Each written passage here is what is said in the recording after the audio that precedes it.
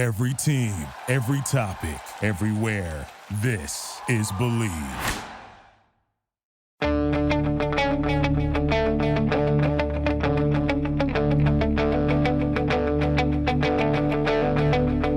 Ich warte seit Wochen auf diesen Tag und tanz vor Freude über den Asphalt.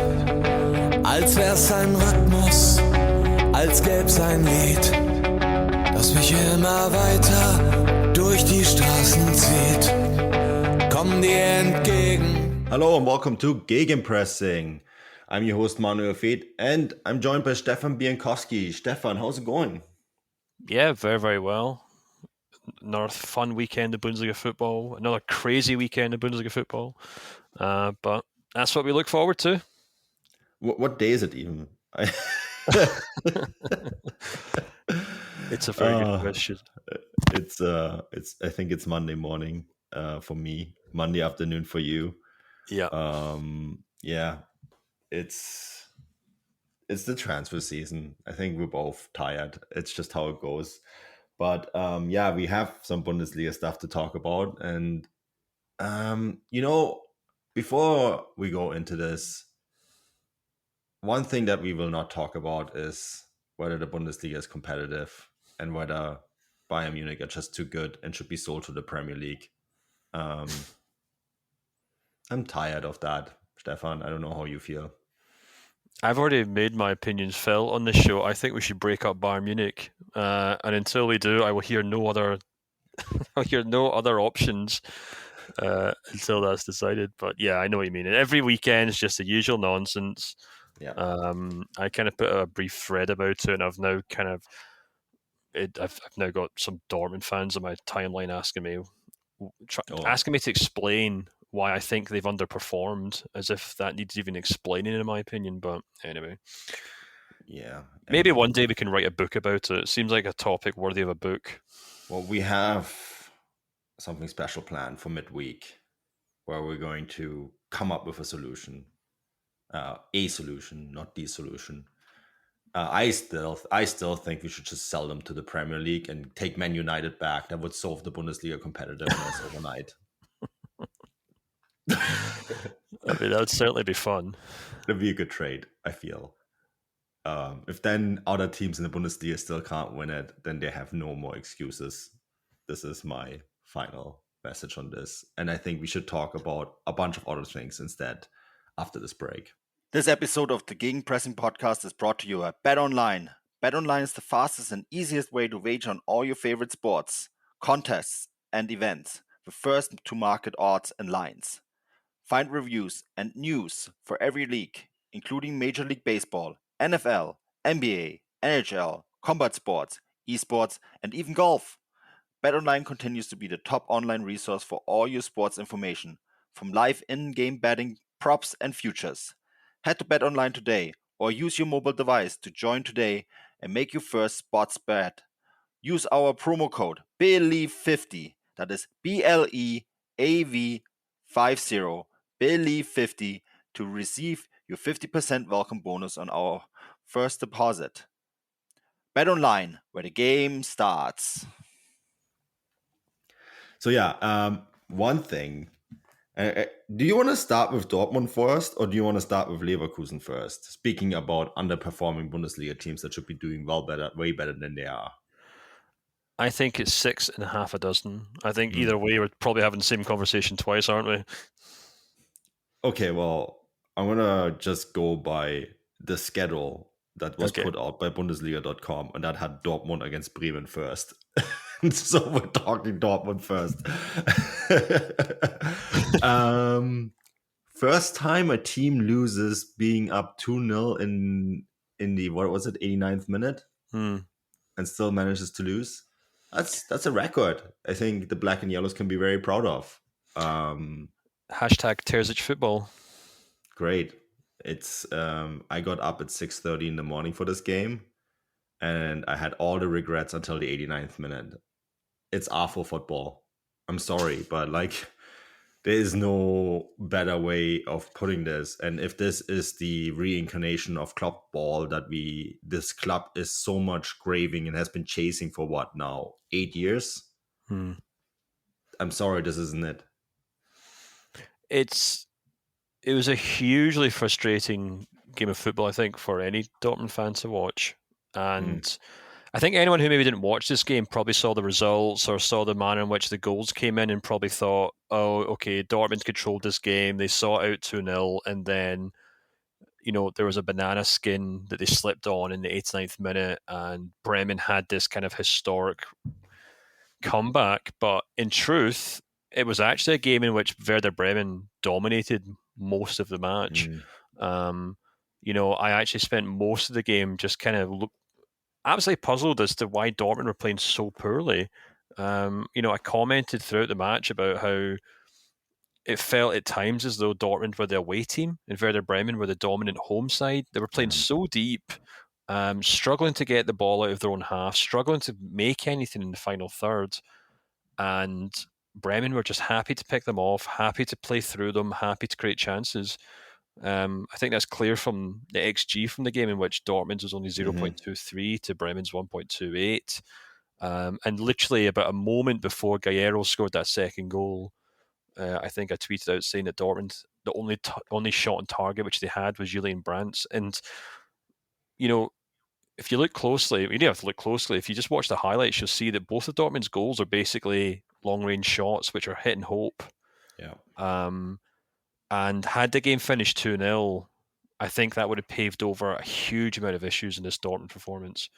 And this is now the second Dortmund game I've watched in full. I watched their opening game against Leverkusen, and in both matches, they were absolutely atrocious. Completely played off the park. I know we're talking about Leverkusen and their problems later on the episode, but they played Dortmund off the pitch that game, and they deserved a point easily. And Werder Bremen absolutely deserved all 3 points from this game. And it's still maybe a bit early to be kind of really pondering serious questions here, but I'm not entirely sure what Terzic has done with his team through the summer, because it doesn't feel as though anyone really has any idea of what they're doing on the pitch. There's no kind of coherent system in terms of passing the ball. There's no, it made me think about that Man City documentary, the Amazon one. And the kind of defining factor that you get from that, the kind of lasting impression, is that Pep Guardiola is absolutely obsessed with how his team pass the ball. It's all he cares about, almost to the point where it kind of gets in the way of the way Man City score goals at times. All he needs, he's determined to perfect the way his team move the ball up the pitch. And this Dortmund team feel the complete opposite of that. It seems as though Terzic has just kind of picked 11 players and told them to go have fun and hope for the best, because there's just no coherence. There's no chemistry between attacking line, defense. And I know, obviously Dahoud going off injured played a huge part in that. I thought Emre Can once again looked like a bull in a china shop in the middle of the pitch. He just seems to go out of his way to lose the ball at times, and it just screamed. It just screamed incompetence. And I wonder if Marco Rosa was sitting at home with his feet up on the couch watching that game with a big smile on his face. Because I'm so glad you're bringing that up, because it's baffling to me. And it's the same than we saw last year. It was the same thing. I don't see any progression from the things that the Rosa regime was criticized to what we're seeing now. It's the same thing. It's the same story.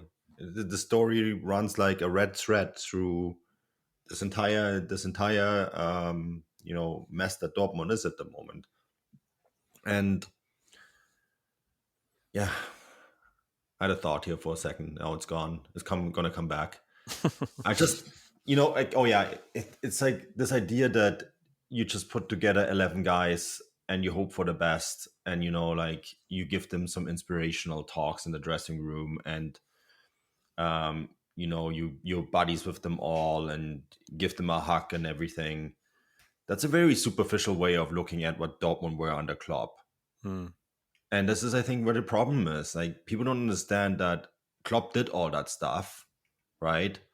But he also put together a tactical system that won them 2 titles. and then also made them go deep in the Champions League.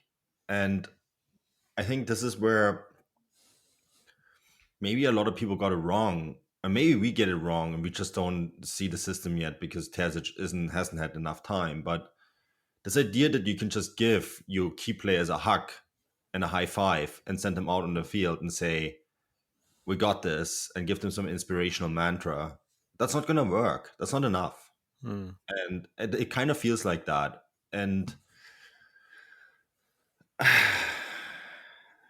I mean, a lot of the things that you pointed out, I watched this game. I thought was terrible. It was not a good watch. They were playing a promoted team that both of us tipped to go down this season, potentially go down this season. I've get these mentions in my tweets too. It's like, look at the wage gap to Bayern. It's like, okay, well, look at the wage gap to Bremen. These are not games that you're supposed to lose. If you lose to Bayern, okay, fair enough. I get that. That's hard. But you cannot dream about beating Bayern if you can't beat promoted teams. And you should be beating promoted teams. Look at the wage gap between Barcelona, Real Madrid, and Atletico Madrid. Atletico still win titles. This is not an excuse. I don't buy it. I'm sorry. I don't buy that rationale. And when you spend 100 million euros on new players, you should be doing better. And this is not the first time they spent 100 million euros on players. This is like the fourth time or fifth time already. So.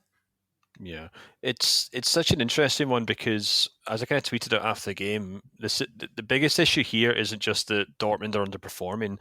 It's the fact that they're underperforming with the coach that the club itself has deemed to be the rightful successor in this position. You know, Marco Rose was obviously an outside guy. He was a Gladbach guy. He was a Red Bull guy, which maybe riled up a few people the wrong way at Dortmund. And he could never catch a break, you know, whether it was tactics or the way he left the previous club or anything. Felt as though the club were just always waiting for an excuse to sack him because Terzic was there in the wings. And this is kind of what we all talked about last year as well, about how crazy the situation was. But the problem with that is that Kehl has kind of put all his chips on Terzic working. He's Sebastian Kehl's guy. Yeah.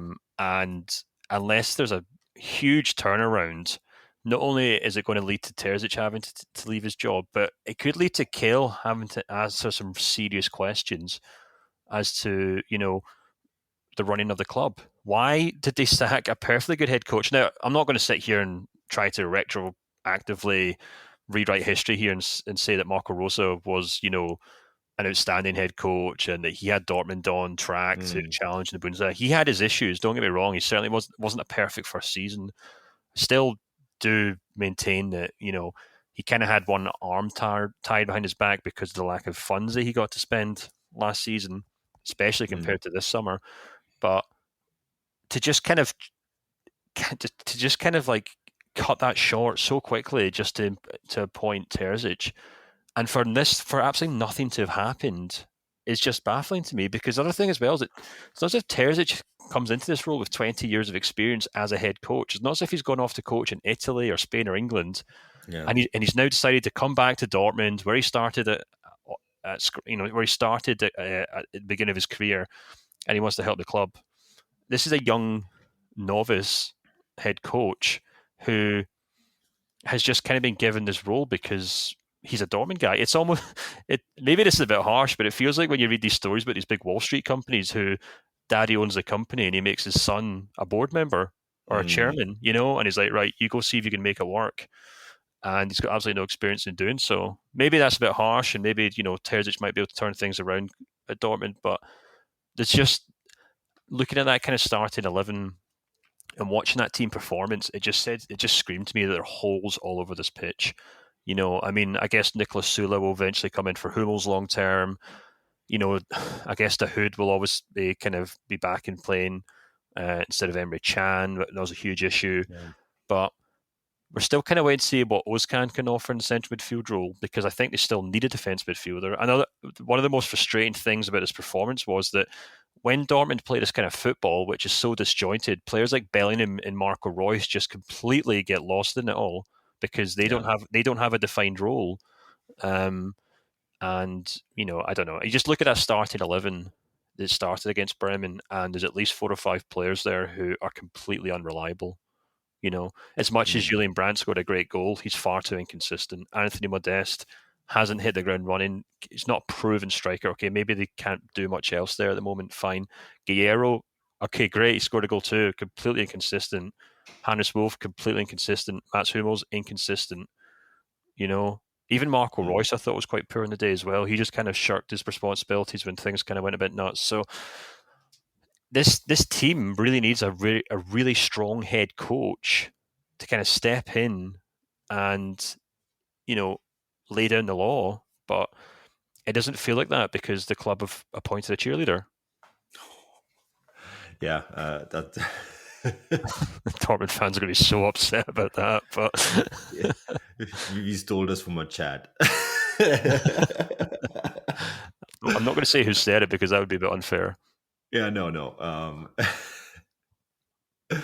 I'm having a hard time to disagree with you, even though I kind of want to, but I just don't have the arguments to counter you. I actually wanted to throw in Benno Gittens as well into this conversation. Had a great game off the bench against Freiburg, obviously. And I think that is currently where he's at. We're having a hard time taking apart our team's defense. Let's come in, kid, and see what you can do. That's his level. Having him starting, I think, is not where he's at right now, as a player. So, in terms of his development, right? And you feel like he just spent a ton of time on the left wing, trying to do things that, almost trying to do too much in a way. And I don't think that was productive. And I wonder then too, is this just like, oh, this guy has done well the last game, let's give him a chance? Or is it just because there's no alternative to start, right? I mean, Gio Reyna comes in the second half. It's quite obvious to me that he is not 100% game ready yet. And Emre Can, don't even get me started on that guy, man. Oh my God. Yeah. I don't understand how he went from being this highly touted, one of the best defensive midfielders the German game could potentially ever produce, to a train wreck every single match. It's a crazy one. I'll push back a wee bit on Gio Reyna just because I thought he actually looked quite bright when he came on at times. I think I definitely agree with you. He's not 100%, but it's just nice seeing him come on, pick up 30 minutes, considering the injury troubles that he's had recently. I know the club are obviously taking their time with him. And I actually think he could prove to be a really important player for Dortmund, because if he can get back to some semblance of what he was producing before these injury problems, then he could end up filling a huge hole in that team, because you look at that attacking line and it's basically Marco Reus. To his left, he's got an inexperienced winger. To his right, he's got Julian Brandt, who famously extremely frustrating player for Dortmund in terms of performances. And up front, he's got a striker who's trying to settle into the club. So, and then maybe you can bring in players off the bench like Torgan Hazard or Moukoko or something like that. But there's no real bona fide proven Bundesliga talent in that attacking lineup at the minute. So if Gio Reyna can get back to fitness, if he starts starting games again, I think he could prove to be a really important player going forward. But I guess we'll just have to wait and see how things turn out. You know what they need to do? They need to sign Cristiano Ronaldo. Yeah. Come on, Dortmund. Give us all the pleasure. Give us the content of a lifetime. Do it. I'm just imagining Ronaldo trying to talk to the fans at the Yellow Wall to calm them down after their 5th defeat in 2 months. Something tells me that's not the kind of player he is.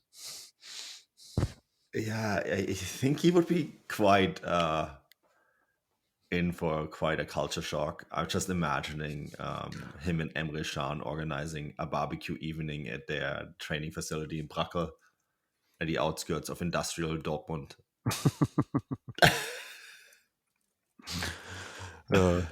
both showing up in their respective Lamborghinis, gold plated, of course. Yeah. But I mean, all joking aside, that just kind of illustrates how much Modeste hasn't really hit the ground running yet for Dortmund yet. He really needs to the club. I mean, obviously Dortmund are in a very unfortunate position here, where obviously Sebastian Haller has had to step away from football, completely understandable, and they've had to kind of bring in this emergency signing and hope that it works. There's a huge amount of pressure on the player and the club to make it work. So it's a bit unfair to really put too much kind of blame on Modeste, but he looked completely out of sorts for Dortmund in this game.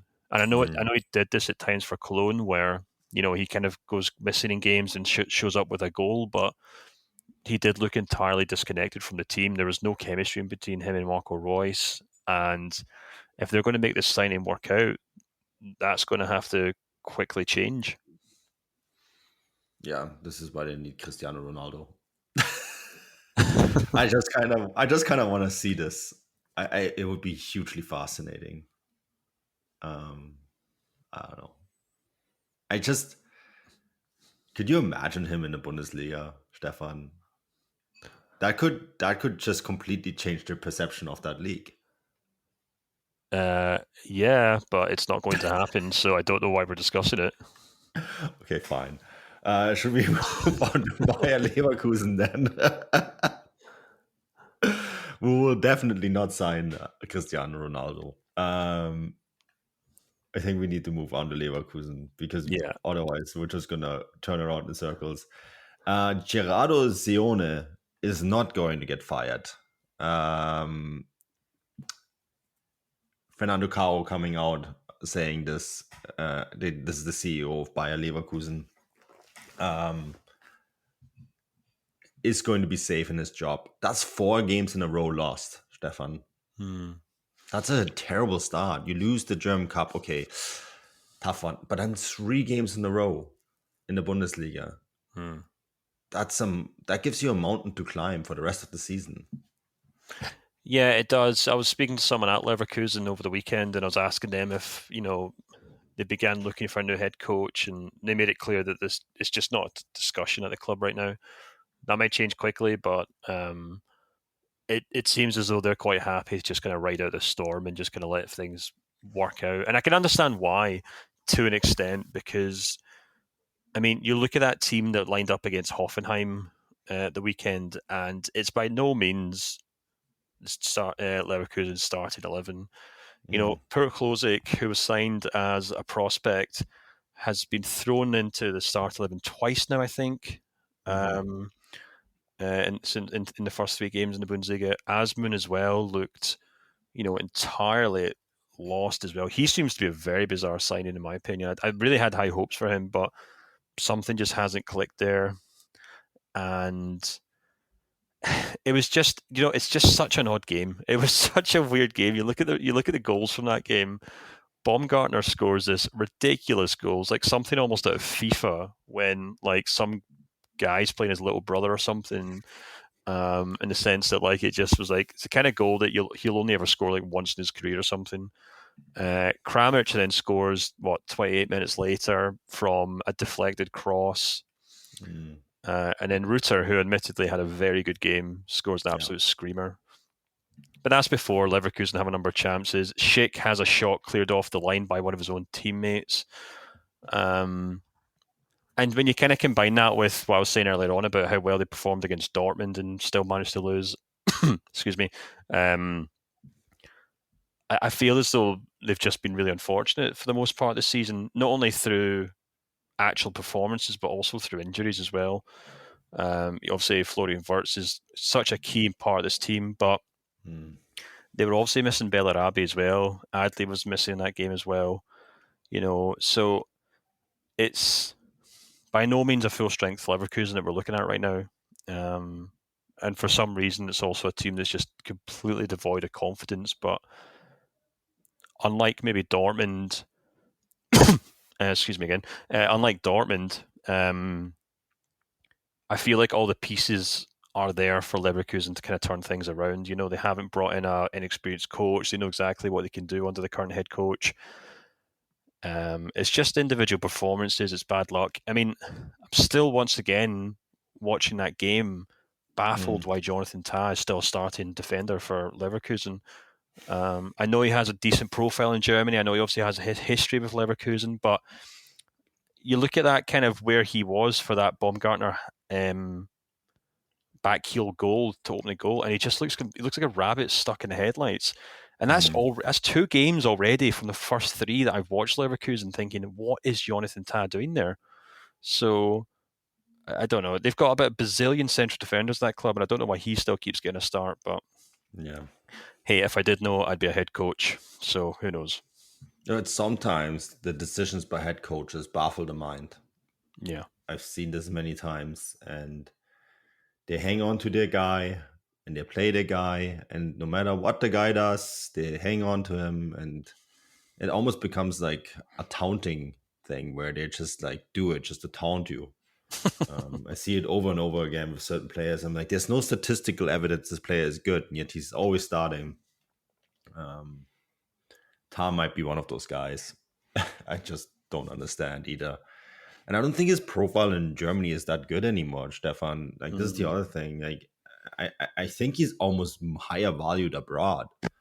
yeah, that's probably fair. I can almost see like Chelsea or Man United pull a McGuire with this guy and sign him, and then realize, oops, this guy isn't actually that good. It's just, yeah, I'm totally with you. I don't understand this one at all. I mean, what's with Odilon Kusunu, right? This like super highly talented center back. Why is he not giving a look? And I get it too. I guess this is maybe the one caveat of this discussion point is how many good center backs are out on the market at the moment that you really could sign and say like, okay, well, this guy is going to make my team better. Like Chelsea signed a 32-year-old guy from Napoli, right? They're now being linked with Maguire. These are your options. And then if you go further down the pyramid to teams like Leverkusen, and I mean, one of the reports today was that Leipzig are looking for a defender. Who do you really sign at this stage? Which is why Dortmund did so well to get Sula and Schlotterbeck in the one window. Yep. So, you know, we praised that at the time, and it's only rung true. It's a tricky one, and I think the concern for Leverkusen as well is, even though they're not talking about sacking the head coach right now, you look at like that run of fixtures that they have coming up. They're away to Mainz. They're away to then they host Freiburg. They're away to Hertha, host Bremen, and then they're away to Bayern Munich. And as things stand, there's only really one winnable game in that stretch. So, you know, it'd be really interesting to see if they still have... It's Hertha, right? Obviously, it's Hertha. Yeah. Because I should have mentioned this when we're talking about the Dortmund game, but I've been so impressed with Werder Bremen in the first 3 games. You know, I think they've proven they've gone over and above expectations in the first 3 games. I think they'll be absolutely fine. So they could cause real issues for Bayer Leverkusen when they play them next month. So I don't know. You look at that Bayern Munich game on the horizon, and you seriously wonder whether Leverkusen will still have the same head coach at this point. But they'll have to turn things around very quickly. Against Mainz and Freiburg are just 2 huge games already for them. I'm going to that Leverkusen game, Bayern game. Going to be at that stadium. That's one of the games on my schedule for when I'm flying over there in the fall. That could be a very decisive game in many ways. If, as you said, Gerardo Sione is still around. I hate doing this. I actually really like what he did last year. And he seems like a very quiet but smart guy. But you know what this sort of reminds me of? Remember a few years back when Lucien Favre was still at Gladbach, and I think they lost the first 5 games, and they lost in the Champions League as well. Remember that stretch? And Gladbach really were trying to hang on to him. And I know this is Lucien Favre. He's a little bit of a different character. And he stepped down on his own. Like he organized a press conference and announced without the club knowing that he was going to leave. Swiss people are different, Stefan. They make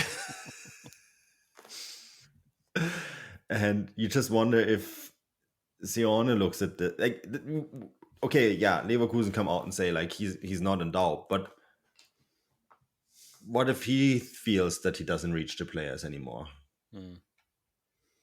Or he feels that the club doesn't have the players he needs? Or what if he feels that this is just not working? I mean, this is always the other side of the story that's often forgotten. Head coaches have made in the past decisions to say, this club needs a different direction and leave. It's an interesting one because obviously Leverkusen have this kind of modern history of kind of hacking and slashing when it comes to head coaches. They've usually got a decent enough squad to finish the top 4. I still think this squad's good enough to finish the top 4. But this always seems to happen to their head coaches. It's as if they bring in someone who looks decent at Bundesliga level, and they seem like a decent fit for a squad of young players who are on the up, and it never seems to work out. And I don't want to regurgitate one of the kind of big kind of lectures that I have from time to time on how Bundesliga clubs hire and fire head coaches and who they go looking for. But Leverkusen are such a good example of where the Bundesliga is going wrong in terms of the coaches they hire. You look at this team and you wonder, well, if they could have brought in someone like Pochettino, I mean, maybe Leverkusen can't sign a Pochettino. Okay, fair enough if they can't. We'll see. But this is a squad that's just primed and ready for an excellent head coach to take them to the next level. And it just kind of feels to me like they just kind of go round and round in these circles of hiring head coaches who've done a decent job in Switzerland or a decent job in Austria or, was once upon a time a great coach at Mainz. And they then wonder why they've spent a huge amount of money on players that will one way or another probably end up at a higher level, but why these squads can't take them to that level at Leverkusen. And I think more often than not, at Leverkusen and at a lot of Bundesliga clubs, the one we just talked about is another good example. If you keep hiring mid-table Bundesliga head coaches, they're only going to be able to prepare your squad to be a mid-table team. So, if Leverkusen want to be maybe they already are an established top 4 side. But if they want to be a team that can make inroads in the Champions League, if they want to be a team that can be a real thorn in Dortmund's side, or not Dortmund's side, but Bayern's side, then maybe they have to go out and get a head coach who has experience of doing that. And maybe not in Germany, but a head coach from Spain or from Italy or from England who has experience of taking young players and getting the best out of them and making them perform under pressure, because this Leverkusen team is full of so much potential and so much talent, but maybe they're not listening to the head coach anymore. Yeah, this is a topic that we have broached a few times, right? Is the lack of imagination when it comes to hiring head coaches in this league. It's the same old cycle. I mean, they even brought back two German-speaking coaches, German coaches who were coaching in Russia, for heaven's sake, to this league, and are then surprised by some of the outcomes. I want someone to hire Marcelo Bielsa. Yeah, exactly. Perfect example. Right? That needs to be done. And when it comes to, okay, fine, if you want someone who has some sort of history in Germany, what about Xabi Alonso or Raul? Right? Those two have played in the league very successfully. Raul, not even with Bayern, but Schalke. But I think they could offer something very different.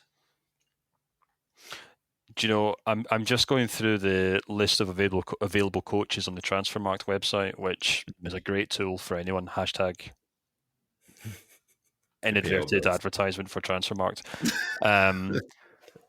And I'm seeing some interesting names here. I'm like, oh, wow. Like you said, Marcelo Bielsa rather, Mauricio Pochettino. I think Rafa Benitez would have been a great Bundesliga head coach. I'm not sure if that's past him now. But there's one name here who stands out, and I'm like, yep, that's exactly who's going to be the next Leverkusen coach. Do you know who it is? Lucien Favre. Nope. Hold on, let me open this Same page. same site, same kind of idea though. Open the page and then tell me who. If I'll give you one more guess who you think it will be. It's a former German, currently not. I'm not giving you any hints. Not any hints. So don't change any of the filters. All the filters are free. Joachim Löw. Close. Thomas Schneider. No, go down a few more. Marco Rose. Marco Rose. I'm telling you right now, Leverkusen will hire Marco Rose. That's the most Bundesliga thing ever. And maybe it wouldn't be a bad idea, but I don't know. That as soon as I saw his name, I was like, no, right. It's written in the stars now. Yeah. And that's an interesting thing, isn't it? Now that he's on the market, maybe that does kind of make things interesting in that regard. But I don't know. It's Leverkusen are an odd one for me. They really are. There's a lot of players in that team who aren't performing. They have a really interesting problem in fullback positions as well, I find. Jeremy Frimpong's an interesting one for me because he's kind of having a similar kind of impact as he did at Celtic, whereby he burst onto the scene, very exciting player in an attacking sense, kind of wowed fans, huge amount of buzz around him from the get-go at Celtic. And that happened as well at Leverkusen. I think at one point he was actually linked with Bayern Munich just because of his raw power to go forward. 12 months later, 18 months later, we're now getting to the point where I think some clubs are beginning to realise that you can actually get by him quite easily. He's not the strongest defender. And I think all of a sudden he looks like a very ordinary player in that right flank. Same issue at left back. Obviously, Barker was signed it from PSG. I think he's looked quite strong in certain moments for Leverkusen, but then similarly, he just can't seem to get a game at the moment. And when he does, he's been quite error-prone. So they're almost in a similar position to Dortmund in the sense that they have a lot of options at fullback, but none of them really stand out as genuine prospects. Yeah. I mean, that was definitely something that we even didn't talk about when it comes to Dortmund. It's a hard position to fill. It is and it isn't, because there's lots of players that play that position, but there's not many good ones. This is how an agent explained it to me the other day. That, if you are a fullback right now and you're one of those one-dimensional fullbacks, you should be staying where you are because there's no market for you. And because there's very few players that can actually play the entire left flank or the entire right flank,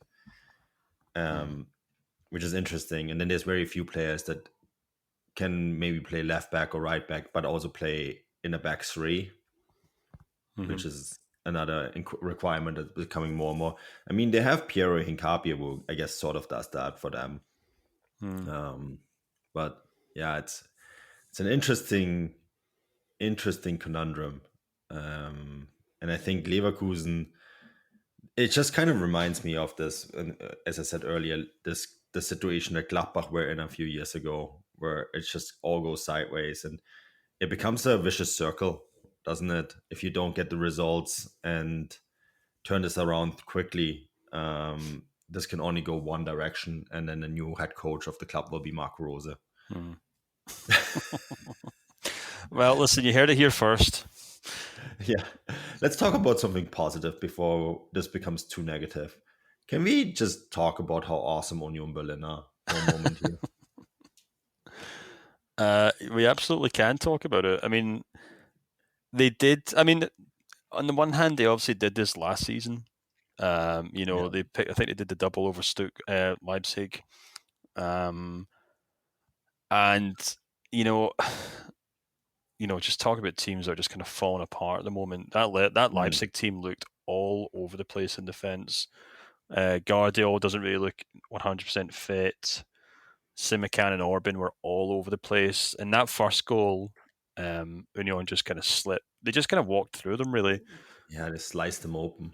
And but it's just typical kind of Union. They've obviously got PFOC, I guess, if we're still referring to him, or Siabachu as the Bundesliga commentators. So I have some clearance on this. Oh, yes. Okay.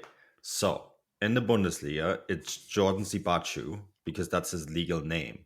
But because his American mother's name is PFOC, he honors her by putting that name on his US shirt. right. Okay. So we're going with Sibachu then. That's his legal name in Germany, yes. Okay. So they've also got Becker and Sibachu up front, two great attacking strikers, and they just kind of fit into that kind of Union Berlin system of just being, when they want to be, they can be so direct. And it worked wonders for them against Leipzig because, when you've got two players up front like that, they can just kind of go toe to toe with a back three and cause so many issues. And it's great to see. It's great to see a Berlin team doing so well. It's great to see a team, with such a strong culture or fan culture around the club doing so well. And long may it continue, really. It is almost like incredible what you can do if you use your resources amazingly efficient. And there's two teams in Germany that do it really well.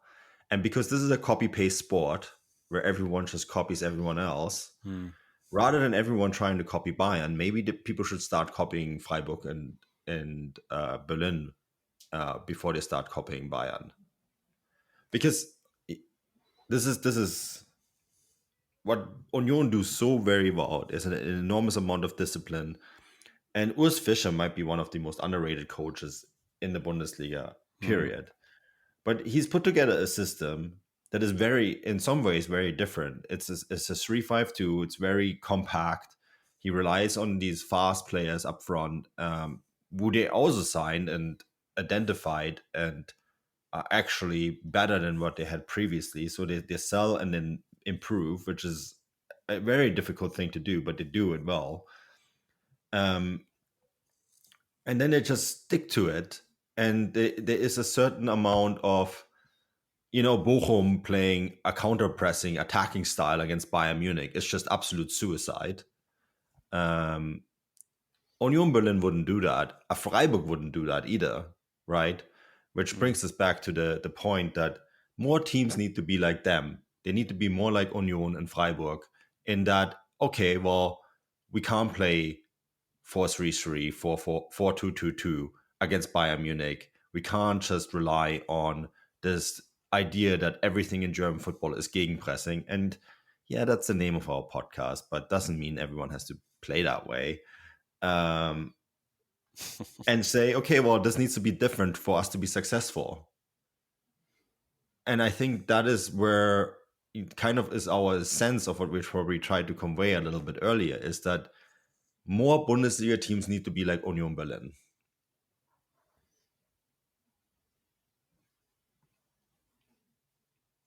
I hear silence. Yeah. No. I thought you were going to continue on saying more than that. My rant is over. I agree with you. Rant's over. Yeah.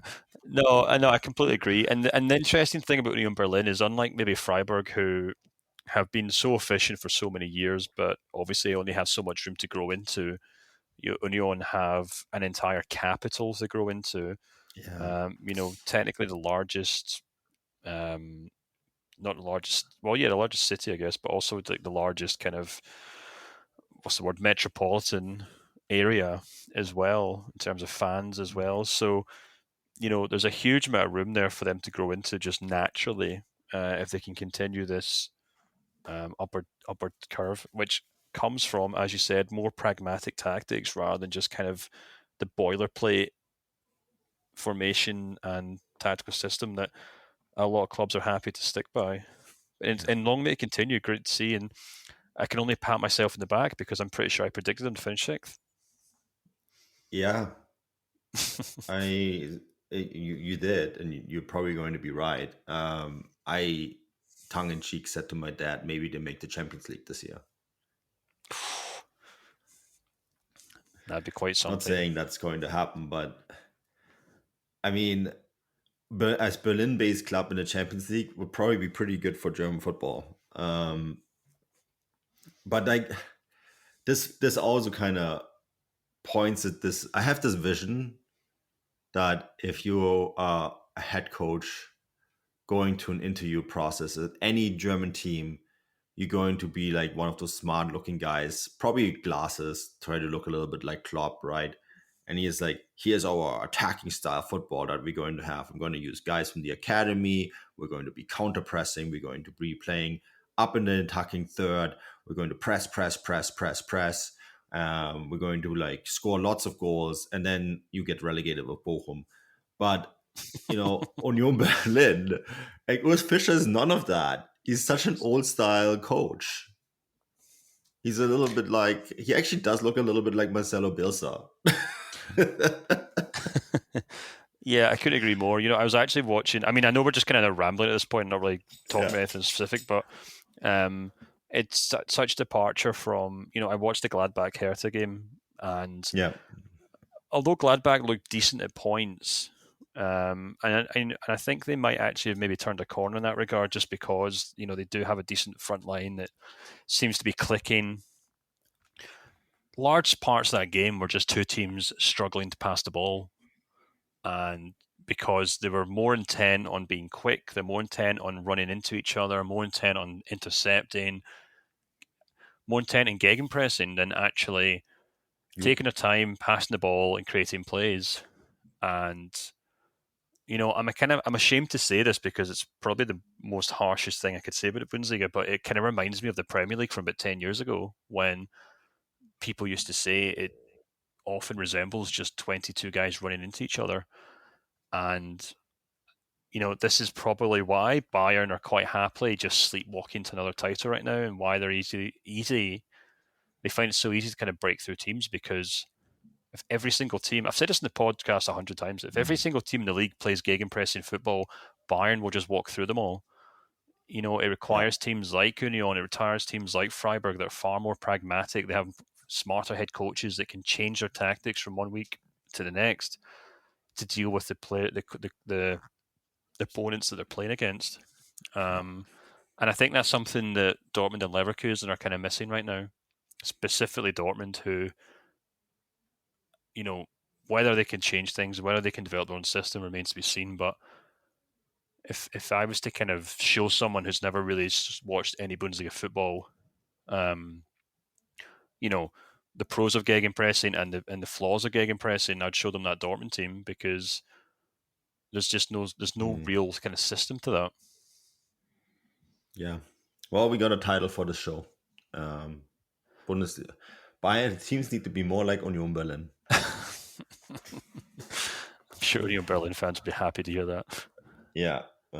Probably the fastest growing team in Germany right now in terms of members, and as you said, the space that they can grow into is enormous, especially because their city rivals is doing everything in their power to help Union.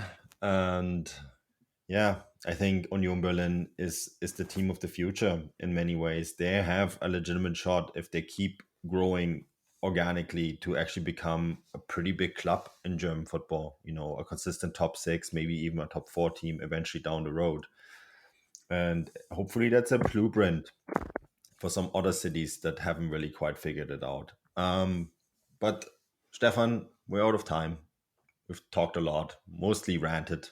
But that's fine. That's what this show is for. And I hope a lot of people, it resonates with a lot of people. I think it does. So yeah, any final thoughts before we wrap this up? Sign up to our newsletter.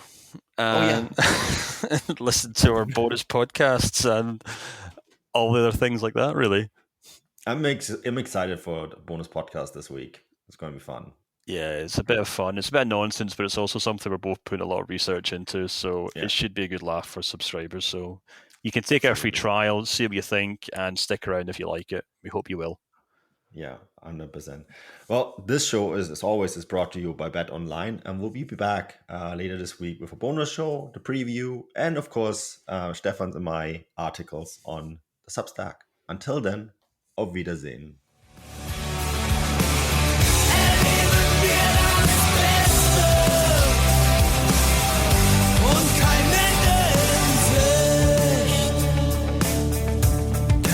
Ende in Sicht.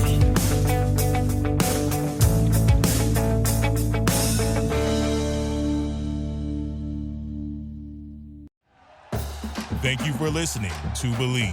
You can show support to your host by subscribing to the show and giving us a 5-star rating on your preferred platform. Check us out at Believe.com and search for BLEAV on YouTube.